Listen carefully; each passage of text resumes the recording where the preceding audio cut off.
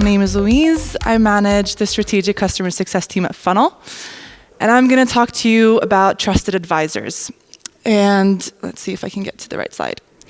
And this is a topic that is very dear to my heart.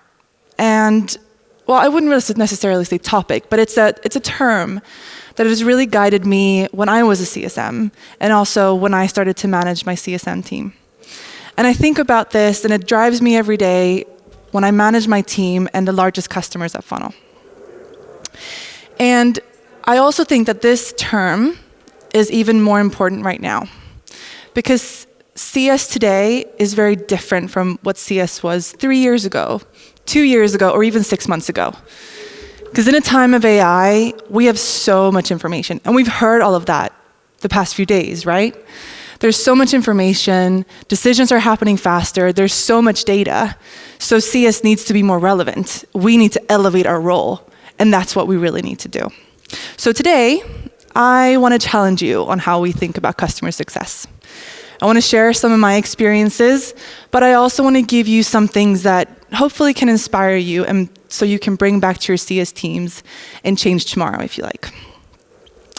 But I want to start off with, I think something that we hear a lot in CS, and that is when someone in our team says something like, oh, this customer is not a problem, I have a great relationship with them, they're not going to churn. And things like that can turn really quickly, right? And the story usually changes to, oh, their circumstances changed, or we're not a priority right now, and they churn. And that can be really tough. And if you haven't heard this, you're not in CS, because I still hear this a lot.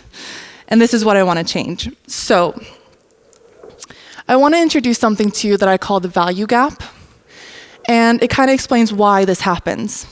So when this happens, and we hear the stories from our CS, why do we trust the customers when they say that their circumstances change or that they want to leave? It's not a priority right now. Well, let me show you why. Because when they buy our software, they buy the expected value.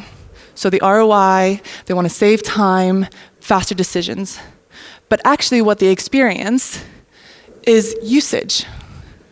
So they have data visibility or the dashboards, and it's more tracked activity. And honestly, this is also what we tended to look at when it came to success. Are our customers in the platform? Are they using the data? But that's not really what drives outcomes. And I think we've heard that a lot for the past few days. And it makes me really excited to see that we are already doing this shift. Kayla talked about it yesterday, Anika's talked about it as well. And what happens in between these two, that's where churn happens. And I wish I could just go up here and tell you that it's in one stage or in one moment or in one team, because this would be a really short talk and I wouldn't have to stress about it. But it's more than that. It's a result of the entire customer journey. So let me give you a real life example.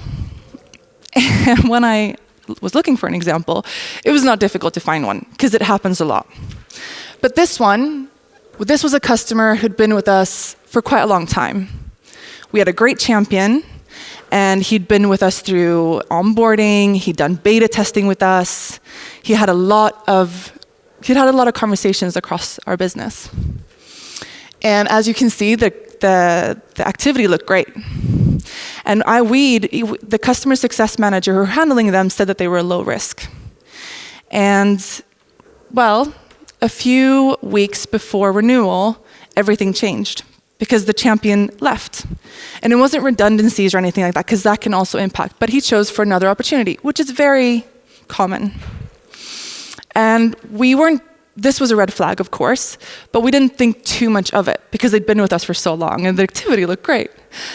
But suddenly we started noticing that renewal conversations stalled and usage started to drop. And finally, they got back to us saying that they wanted to get out of their contract. And then it became a big red flag, because this was a big churn, like 5,000 MRR is a big churn for us. And we tried to save it. We did a lot of efforts to save them, but they decided to churn anyway. And what we found out is that they actually signed with a competitor a month before their contract with us was up. So when that champion left, we didn't just lose a contact or a great relationship, but we also lost our connection to value. So what's really happening here? Because this is an isolated case. I'm sure all of you guys have seen something similar before. And are there any patterns? And my answer is yes. There's quite a few patterns. And I think I've redone this slide 1,000 times because I could fill it with so much text. But we can look at all the processes because everything from our perspective looks okay. Like you could see, like the activity looked great. We had a great relationship with the user. They'd done beta testing with us. And we had the processes, we tracked activity, we collaborated across teams, and we're doing everything by the book. But I want to change the viewpoint from us to the customer. Because customers don't experience a department, they experience one journey. And across every journey and at every stage, we think we're creating value. But if you look closer, there is a gap. So let me give you a few examples. So onboarding, for example, is a very typical stage where we celebrate. We put a lot of resources in it. We have a very structured way of doing it. CMOs and CEOs tend to look at onboarding. Is this where we lose customers, or is this where they stay? And in some cases, yes. But if we focus a lot of time on onboarding and celebrating that we delivered the data, we haven't defined that to value. And that's where the gap is. We think about it as activity, and we deliver the data to them, but we didn't tie that to the outcome of what they wanted. Or an upsell or expansion, also a very typical case where it's growth driven by sales. And usually it's when the customers isn't really ready for it. They get more data in, they have more users, and suddenly there's an upsell, and we celebrate that. But again, it's not driven by outcome, it's driven by activity. And that's where the gap is. And again, in the example that I shared about the customer, if a great champion leaves and we put all efforts into that champion, the relationship collapses. And that's where the gap is. So in reality, we confuse activity with value.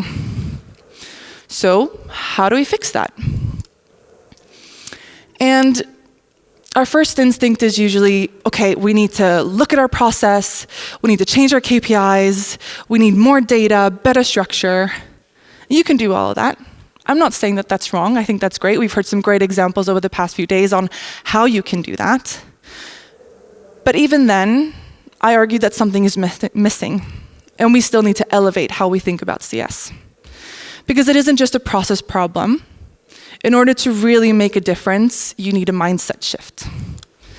Enter the trusted advisor. I was very proud of this picture, by the way. When I found it in our branding, I was very excited about it. But a trusted advisor is redefining customer success. It's a changing of the mindset of how we work. From reactive support to trusted advisor. It's not about being nice or being reactive or not about having a good relationship. I'm not saying that those things are not important. The relationship is important. It's a lot of the time why we went into customer success, because we wanted to build that relationship with other people. But it's about elevating your role and to be the driver of the outcome rather than just tracking activity and saying yes and answering emails. So what is a trusted advisor? Well, for me, it comes down to 3 things: curiosity, proactivity, and credibility. And curiosity, this is where context happens.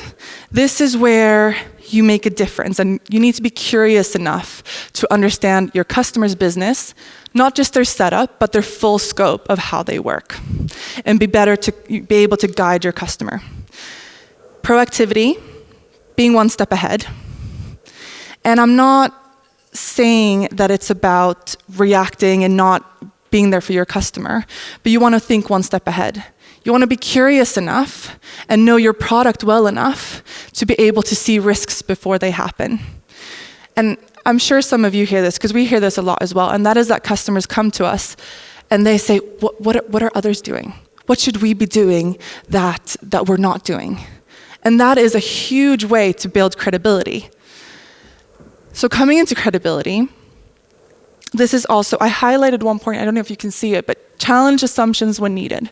You've heard this a little bit throughout the past few days as well. But I've highlighted it because for me, this really changed my mindset of how I wanted to work with my customers and how I want my team to work with the strategic customers that we have. I didn't, and I still don't believe in just nodding and saying yes to all your customers and everything. But it's about when a customer comes to you and says, this is a priority, I need this right now.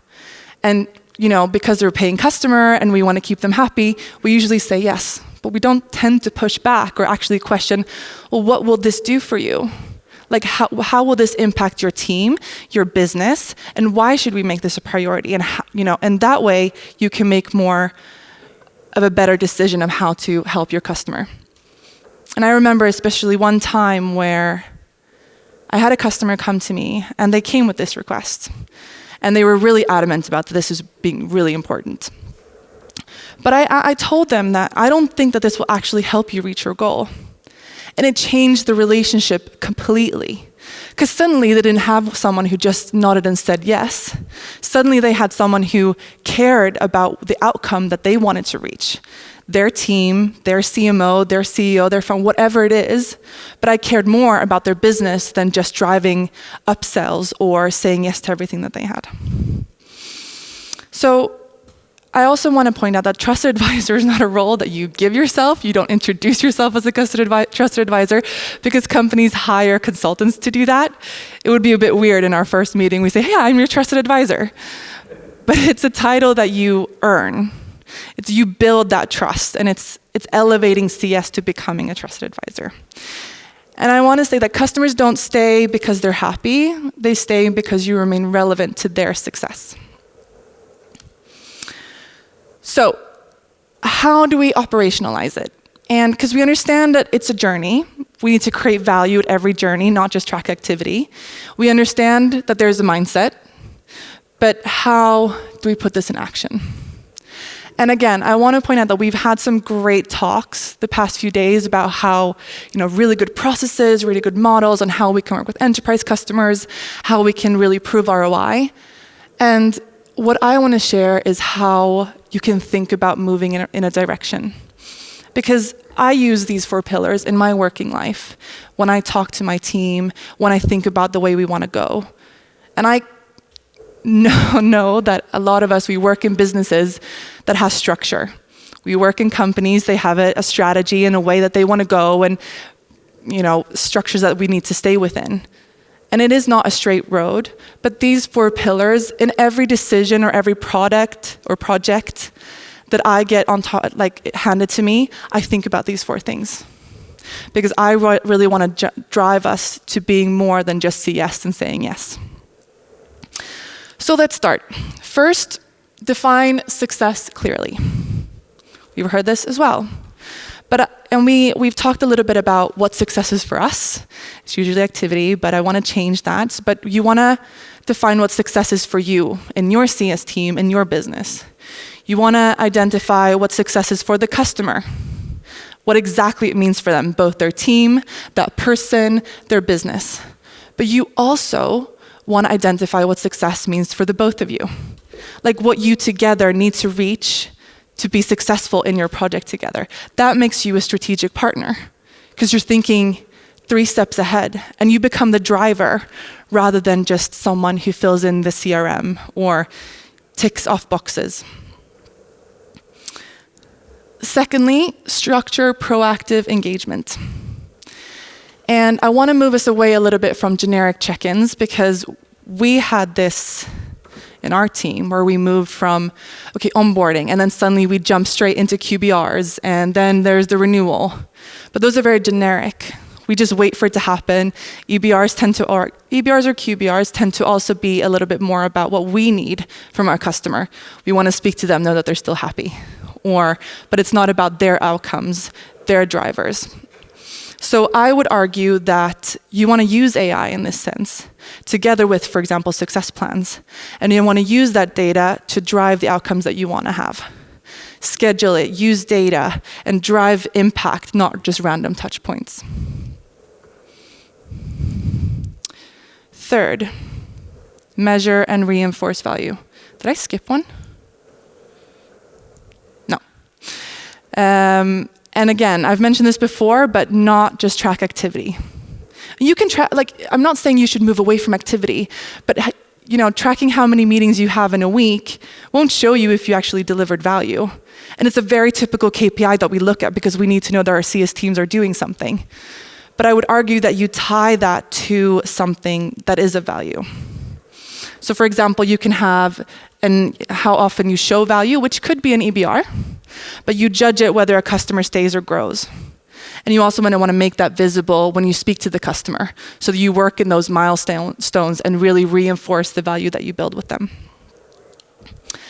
And finally, coaching.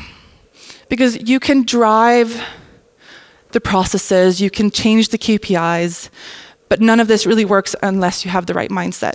So you need to structure your coaching.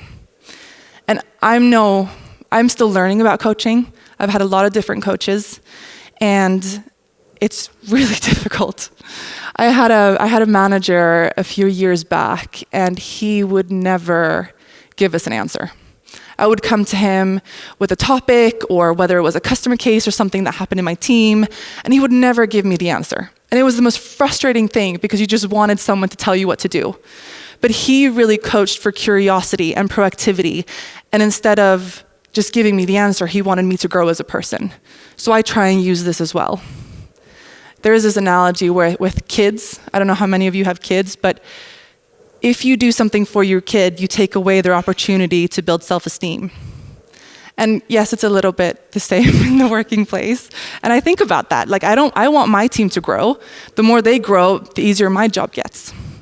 So coaching is really important. You want to tie your KPIs to business outcomes, and you want to make it a part of how your team works every day. And finally, I just want to say that trusted advisory is a mindset. It's not a title that you introduce yourself as. It's something that you earn.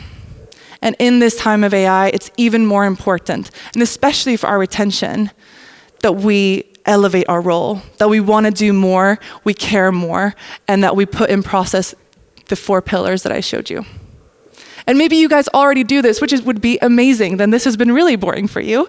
But if not, I hope I've inspired you to do something with your teams and elevate it and become even better. Thank you.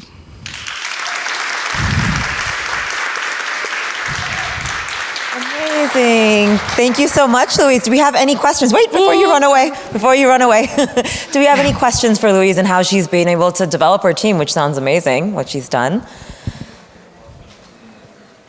Okay, I have a question. Oh, no. I'm not going to let you go at that. Oh, actually, no, here. Well, Hi. I don't work in customer success, I work in product, but I think it's important to know about these things too. But I'm curious, we talk a lot about value. We want to give the customers value, but it could be hard for us, I guess, to measure that in their organization. If you have a meeting with them, how do I know that I have delivered the value that they want me to deliver? I can measure, as you say, how many times they logged in, but how do I know that they saved the time that they were supposed to save, and so on?